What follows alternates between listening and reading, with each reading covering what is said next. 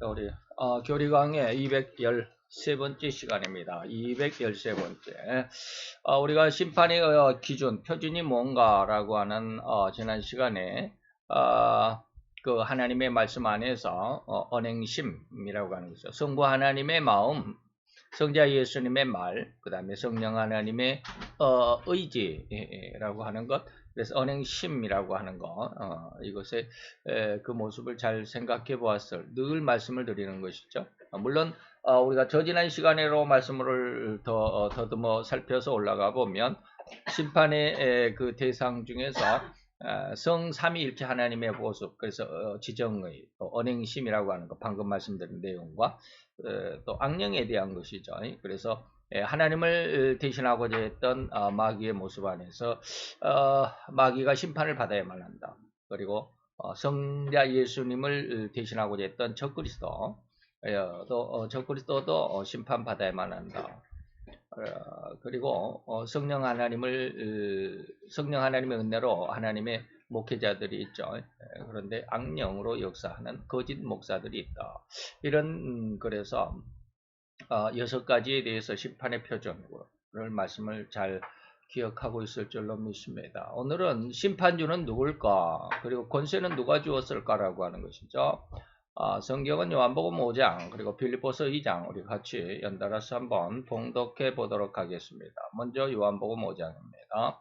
인자가 자기 영광으로 모든 천사와 함께 올 때에 자기 영광의 보좌에 앉으리니 모든 민족을 그 앞에 모으고 각각 분별하기를 목자가 양과 염소를 분별하는 것 같이 한다. 그 다음에 이제 빌립보서 2장입니다. 같이 봉독합니다. 사람의 모양으로 나타나셨음에 자기를 낮추시고 죽기까지 복종하셨으니 곧 십자가에 죽으심이라. 이러므로 하나님이 그를 지극히 높여 모든 이름 위에 뛰어난 이름을 주사 하늘에 있는 자들과 땅에 있는 자들과 땅 아래에 있는 자들로 모든 무릎을 예수의 이름에 꿇게 하시고. 아멘. 자, 오늘 이 말씀 이제 심판에 대한 우리 이제 그 퀴즈를 통해서 한번 공부해 보는 시간입니다. 그래서 심판주는 누가 됐느냐, 그 권세는 누가 주느냐라고 하는 말씀 중에서 오늘 마태복음이네요. 예. 여기 아까 저기 여기에서 요한복음이라고 그랬는데 마태복음이네요. 여기 오타가 났네. PPT에서는 오타가 났습니다. 마태복음 25장입니다. 그 다음에 빌립보서 2장입니다. 자, 우리 생각해 봅니다. 예수님이 심판주라고 한다면 그런 심판하는 권세는 누구에게 받아? 예수님이 심판주다. 누가 심판주라고 하라고 그랬을까? 이 뜻이죠. 또한 심판주로서의 내용, 다시 말하면 무슨 심판을 하느냐라고 하는 심판론의 정의에 대해서 우리가 지난 시간 잘 알아봤다. 또 예수님은 온 인류의 생명의 주님이라고 하신 사실도 요한복음 1장 1절 4절 그리고 14절에서 더 강력하게 말씀을 드린 바 있습니다. 태초에 말씀이 계셨는데 이 말씀은 이 말씀은 생명이고 이 말씀은 생명이다 라고 하는 것이죠. 14절에 보니까 이 말씀이 육신이 되어 우리 가운데 거하셨다. 또 하나님이 성자 예수님이 인간의 몸을 입고 예수가 되셨다라고 하는 것이죠. 그리고 심판주가 되었다라는 근거는 명확하게 요한복음 5장에서 말씀하고 있습니다. 요한복음 5장 26절 7절에서 아버지께서 자기 속에 있는 생명이 있음과도 같이 아들에게도 생명을 주었고 또 아들인 예수가 성자가 인자됨, 예수가 됨으로 인하여 심판하는 권세를 주셨다라고 말씀하고 있습니다. 즉 인간 생명의 주인이신 예수님께서 타락하여 영원한 멸망의 계기 될 수밖에 없는 인간들에게 다시금 생명을 회복시켜 주셨으니 곧 영원한 천국에서 영원한 생명으로 살아갈 수 있는 생명의 권세를 인간의 죄를 대신한 그 십자가 대속의 죽음으로 갚아주셨다라는 것이죠. 곧 예수님은 인간에게 생명을 주신 창조주이시기도 하려니와 인간의 심판주가 되시는 가장 근원적이고 확실한 의미는 그가 인간의 죄를 대신하여 십자가의 대속의 죽음을 맞았던 인자됨을 인하여 이 말이죠. 그래서 마태복음 20장 28절, 마가복음 10장 45절 제가 요즘까지, 예전까지는 마가복음 10장 45절밖에 몰랐어요. 이 말씀인데, 이 말씀이 똑같이 마태복음 20장 28절도 돼요. 똑같은 말이에요. 근데 이제 한 가지만 이야기를 했었죠. 마태복음 20장 28절 또는 마가복음 10장 45절에 인자가 온 것은, 다시 말해 예수님이 온 것은 세상에 섬김을 받으려 하는 것이 아니다. 오히려 세상 사람들을 섬기려 하고, 예수님은 자기 목숨을 많은 사람을 죽음의 대가로, 죽음의 값으로, 대속물로 이 말이죠. 자기 생명을 그렇게 내어주려고 세상에 인자로 오신 것이다 라는 것이죠.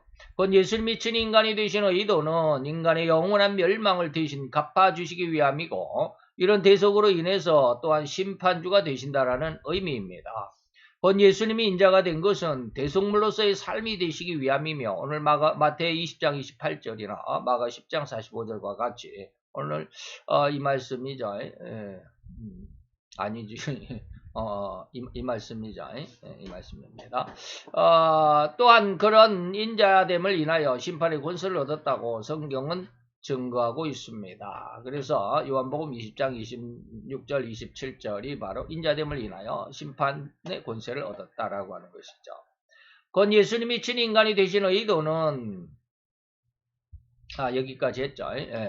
그러한 생명주로서의 사명, 그리고 그 생명주로서의 사역은 더더욱 그렇게 주시고자 하셨던 생명의 특권을 받아들이지 않고 거역하며 반대하며 오히려 되돌아서서 물고자 했던 마귀의 특성을 본받은 자들에게 영원한 심판을 주실 수밖에 없는 그 심판권까지도 허락하셨다. 그래서 예수님은 구세주이시기도 하시고 심판주이시기도 하시다. 이게 베드로후서 3장, 베드로후서의 내용입니다. 그래서 1장은 예수님은 구세주다, 생명의 주님이시다라는 거고, 베드로후서 2장은 심판주시다라고 하는 것이고, 베드로후서 3장은 그래서 심판주와 또한 구세주를 우리가 잘 믿고 이해하고 믿고 믿음으로써 구원 안으로 영원한 생명으로 잘 살아가라, 이런 뜻이 됩니다. 자, 예수님이 심판주가 되시는 보상 관계를 구약의 토지 무르기를 통해서도 한번 알아보자. 그 레위기서 25장 23절에서 28절의 내용을 통해서, 다시 말하면 우리가 오전에는 예수님 하나님께서 성자를 인간의 몸을 입고 세상의 구세주로 보내셔서 이름을 예수라 하겠다라고 했더니 루시퍼가 그걸 반대했다고 그랬죠. 뭐 하나님이 친히 굳이 그렇게 수고하실 필요가 있습니까? 나도 충분히 할 수 있으니까 내가 세상의 구세주로 내려가서 인간을 구원하는 구세주의 일을 할게요 라고 했던 것은 뭐요? 진짜로 하나님 앞에 헌신하고자 하는 의도가 아니라 인간에게 구세주라고 하는 이름을 얻어서 존경받고자 했던 그런 교만이 있었다라고 하는 것이죠. 다시 말하면 하나님은 그렇게 루시퍼가 할 수 있는 사역이 함에도 불구하고 왜 루시퍼를 구세주로 내세우지 않고 예수를 굳이 인간의 몸을 입고 세상에 보내셔가지고 그 고난, 다시 말하면 그 십자가의 그 고난을 겪게 하셨을까라고 하는 거예요. 왜 그렇게 하셨나? 왜 루시퍼는 구세주로 사용하지 않으셨나라고 하는 그런 의도가 뭐냐면 레위기서 25장 23절 28절, 다시 말하면 토지 무르기의 의미 속에 하나님이 이미 선포해 놓으셨습니다. 자, 이 내용을 통해서 토지 무르기는 자신이 물을 수 없다. 내가 너무 생활이 곤란해서 내 농토를 팔아버렸어. 팔아서 먹고 살아야 되니까 농사도 안 되고 농사 지을지도 모르고 그러니까 농과 밭을 다 팔아서 그걸로 먹고 살았어요. 그러면 그 토지는 원래 내 것이었는데 내가 팔았잖아요. 그러니까 뭐요? 다시 그 토지를 다시 사들여야 돼. 나중에 이제 돈을 좀 벌어서 사들여야 되는데 이걸 물은다 그래요. 물은다 그래. 우리가 뭘 샀다가 그걸 사고 싶지 않으면 뭐요? 물러주세요 그러잖아요. 그럴 때 쓰는 말이에요. 토지 무르기라. 물을 수 없다. 내가 물을 수가 없다면 나의 친척 중에 누군가가, 근데 친척이 없으면 또 근족, 내 사돈 내 팔촌까지 이렇게 내 근족이 물을 수 있도록 한 근거가 레위기서 25장 23절에 28절까지입니다. 자, 한번 읽어봅시다. 어디로 가버렸나. 자, 토지를 영영히 팔지 말아라. 이것은 하나님이 우리에게 준 뭐라 그럴까, 이게 천분, 하늘에서 준 우리의 분복입니다. 그렇기 때문에 토지는 절대로 팔면 안 돼요. 생명이다 이 말이에요. 팔지 말 것은, 토지는 다 하나님의 것, 하나님이 말합니다. 내 것이, 토지는 내 것이니까 너희들에게 내가 일단 맡겼다 할지라도 너희 것이라고 함부로 팔지 말아라 이 말이에요. 토지는 다 하나님의 것, 내 것이기 때문에 너희들은 팔면 안 돼. 너희는 나그네고 우고하는 자로서 나와 함께 있느니라. 너희 기업의 온 땅에서 그 토지 무르기를 허락할진데, 만일 너희 형제가 가난해서 그 기업 얼마, 다시 말해 토지 분할받은 그 토지 얼마를 팔았다고 한다면 그 근족이 와서 또는 동족에 판 것을 물러주어라. 대신 사주어라 이 말이에요. 내 형제가 대신 사주는 거예요. 그러면 우리 가문에서는 팔리지 않잖아요. 내 가문에서. 다시 말하면 저는 이제 8형제가 있는데, 만약에 내가 힘들어, 내가 돈이 없어가지고 나에게 아버지가 나에게 준 토지 넌 100평이 있다. 넌 100평을 내가 팔아버리고 말았어요. 그러면 형이 그걸 사줘야 돼. 그럼 물론 형의 것이지만 우리 쉽게 말하면 내 아버지의 재산에서는 축나지 않잖아요. 아버지가 이제 8명의 자손들에게 이렇게 쭉 나눠줬으면 그 중에 막내인 나에게 준 것을 내가 팔았다. 그럼 우리 아버지의 재산에서 내 것은 팔렸잖아요. 그러니까 형이 이것을 대신 사서 형의 것으로 하든지 나에게 주든지 뭐 선물로 주든지 하지만 형의 것이잖아요.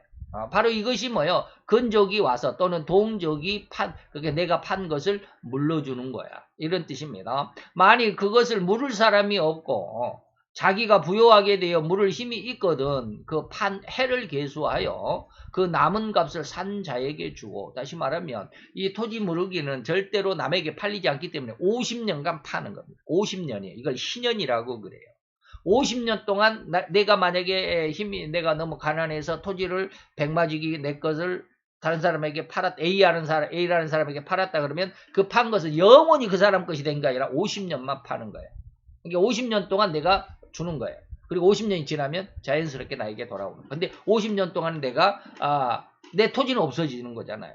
근데 50년이 되기 전에 내가 조금 부유하게 돼서 다시 그 토지를 사고 싶다라면 그 계산 내가 한 20년 지나서 나머지 30년인데 20년 지나서 내가 좀 사고 싶다 그러면 나머지 30년분까지는 그 값을 나에게서 토지를 산 사람에게 그 값을 계산해주고 다시 돌려받아라 이 말입니다. 그 남은 값을 산 자에게 주고 그 기업으로 다시 말해 그 사람 원래의 사람 곳으로 돌아가게 해라 이 말입니다. 그러나 자기가 물을 힘이 없으면 그래도 가난하면 그 판 것이 희년이라면 77절 다음인데 77절이면 77은 49죠. 7년에 7번 77은 49 이게 77절입니다. 그리고 그 다음 해가 50년이 되는 날, 이 날을 희년이라고 그래요. 그래서 희년이 이르기까지 산자의 손에 있다가 희년이 되면 되돌아온다 이 말입니다. 그가 곧 그 기업으로 돌아간다. 이게 토지 무르기입니다.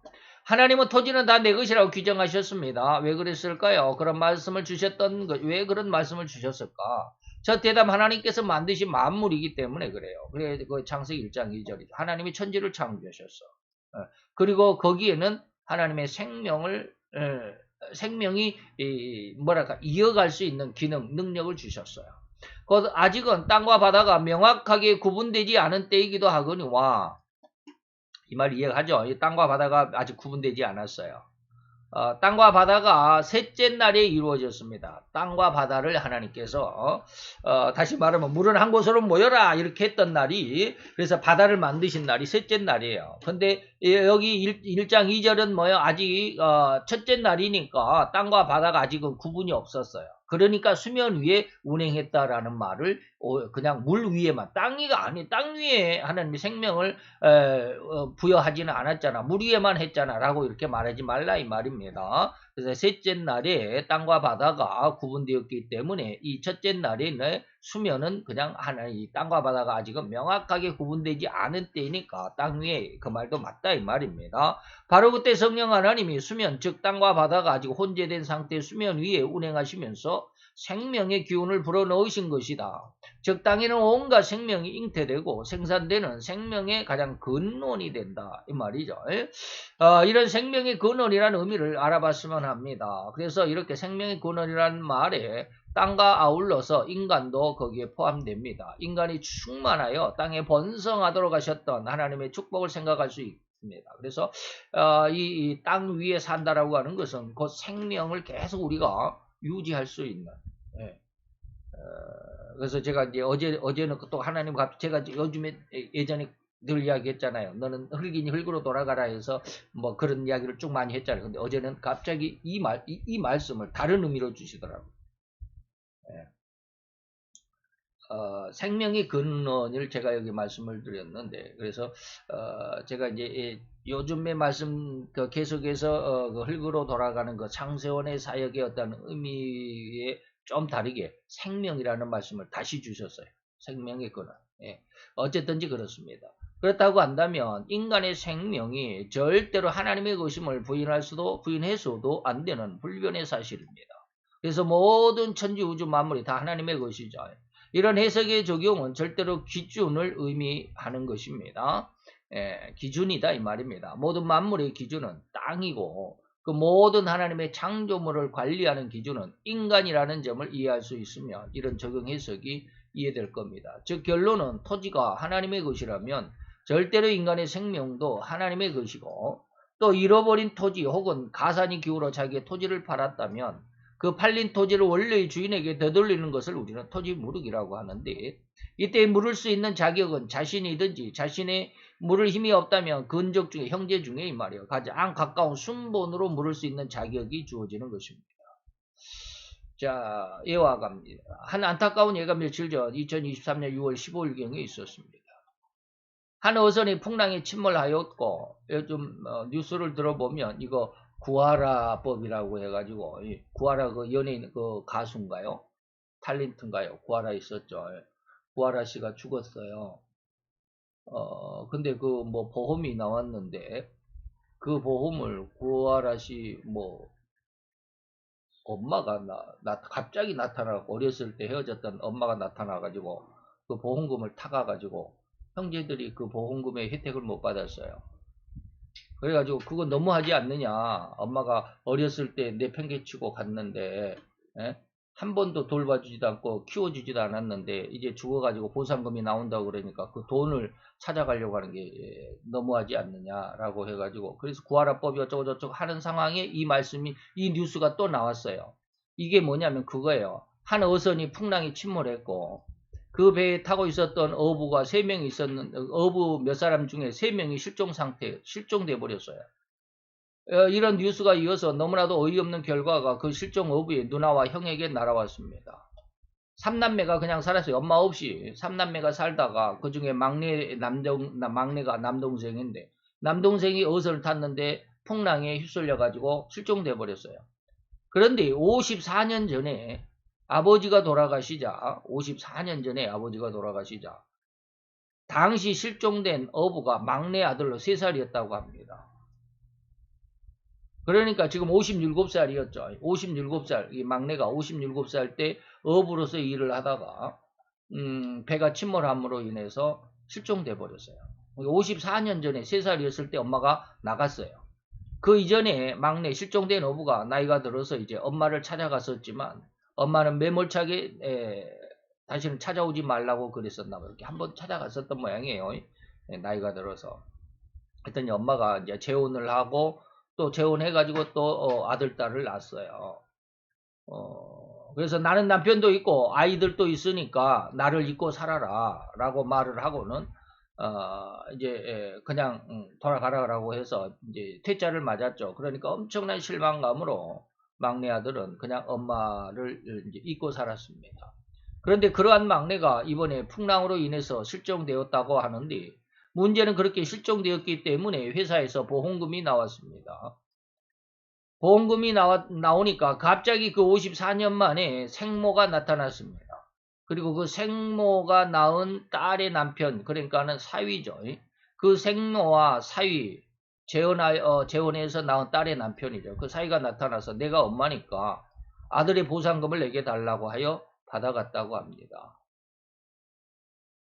54년 동안 나 찾아오지도 말라라고 했던 그 엄마인데, 근데 우리나라의 이 보험 이렇게 뭡니까, 수령 관계가요, 친족이에요. 자기 이제 아내나 남편이 있으면 남편이 죽으면 아내가 죽으면 남편이, 이렇게 아주 친족 중에서 가장 이제 가족이 먼저 합니다. 그러니까 아내나 남편이 제 1번, 아내나 남편 다음에 이제 자식들, 자식이 없으면 이제 아내나 남편이나 부부 관계나 자식이 없으면 이제 위로 올라갑니다. 엄마 아빠.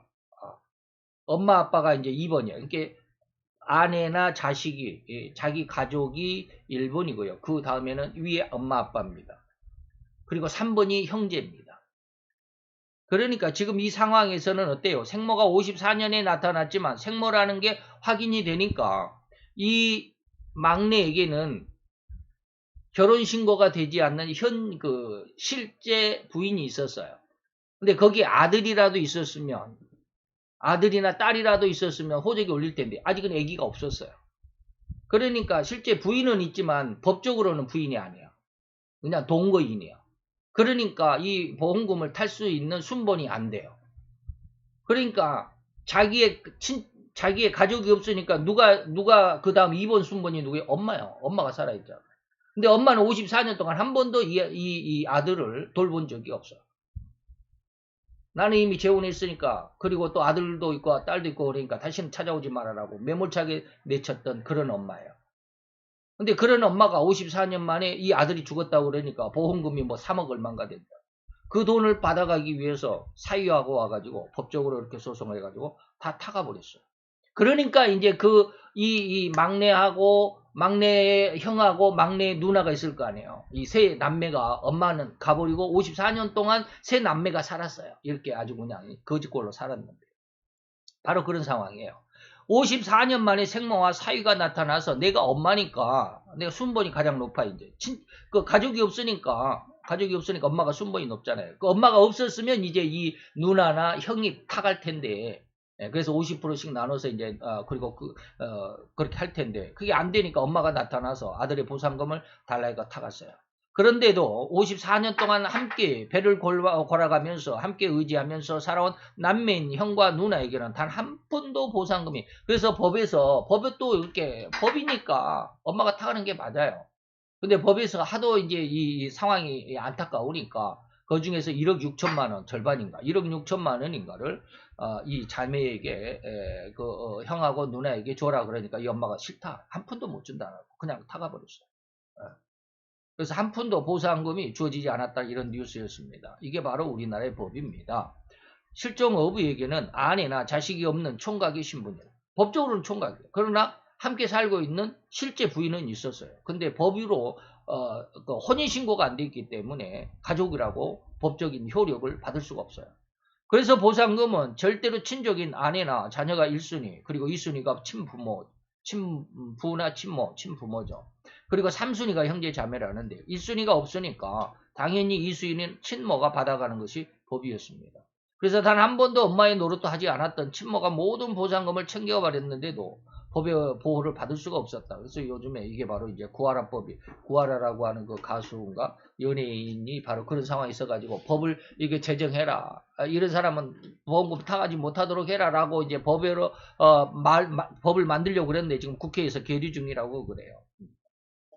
이런 안타까운 상황을 비로 말씀을 드렸지만 어쨌든 토지 무르기는 생명법과 같은 겁니다. 지금 이렇게 이제 보상금이 이제 생명법과 같은 그런 내용으로 지금 예를 들어드렸습니다. 곧 인간이 죽을 위기에 처했는데 그 죽을 위기를 해결하려면 인간 자신이 문제를 해결해야만 합니다.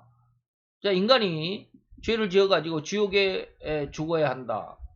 근데 그 문제 해결은 뭐야? 가장 먼저 자기가 해결해야 돼. 그러면 죄값은 죽음이야. 그러니까 내가 죄를 지었으니까, 죄인이니까 이 죄값을 해결하려면 내가 죽어야 돼. 근데 내가 죽어버리면 지옥이지 어떻게 천국입니까? 죄값 때문에 죽었으니까. 내가 생명을, 천수를 누려서 이제 자연스럽게 자연사를 했다 할지라도 그 죽음은 뭐요? 죄값이요. 그러니까 죽은 것은 모든 것이 다 죄예요. 죄값이에요. 그러니까 천국에 갈 수가 없어요. 그러니까 인간 자신이 해결해야만 하는데 인간은 도대체 죽을 위기인 죄를 해결할 수 있는 능력이 없어요. 왜냐하면 죄의 값은 사망이기 때문이죠. 그래서 인간의 근족인 가장 가까운 근족이 누구요? 예수님이에요. 왜요? 하나님이 우리를 만드셨잖아. 우리 아버지라고 그러잖아요. 그래서 가장 가까운 근족, 가장 가까운 친족이 우리의 구세주가 우리를 토지를 물려주는 것처럼 우리의 죽음을 해결해 줘야 돼요.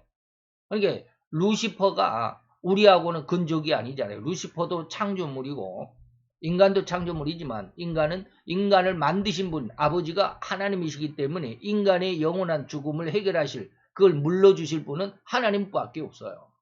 그러니까 하나님이 다시 말하면 예수님이 인간을 구원할 구세주다 이 말이에요. 무슨 말인지 이해가 되죠. 예수님이 직접 인간의 몸을 입으셔야만 했던 다시 말하면 요한복음 1장 14절. 그래서 가장 절실하고 가장 근원적인 이 사실을 우리는 이해할 수 있어야 합니다.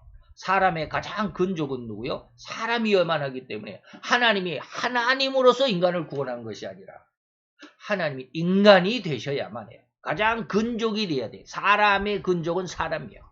그러니까 하나님이 인간이 되시는 거예요. 엄마는 이해가 되죠.